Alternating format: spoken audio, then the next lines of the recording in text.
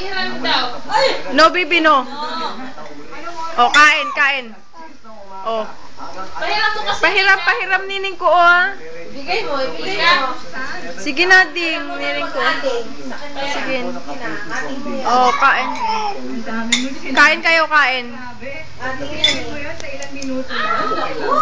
Mamaya nalaglag na naman. Bigyan mo si Ate. Bigyan mo si Ate. Kain. Masyado naman. Ni Ate. Kita mo. Hindi naman kumakain ng ganyan yan eh. Napapagalit. Wow, ang sweet.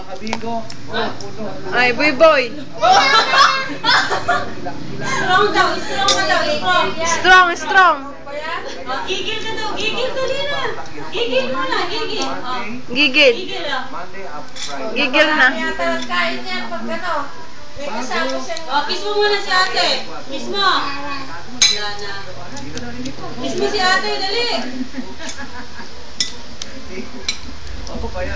Ang dalawang gutom.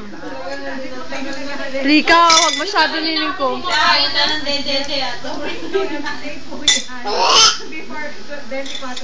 Marami ka nang nakain. Kumakain sila ng... Yan. Kumain yan eh. Ng...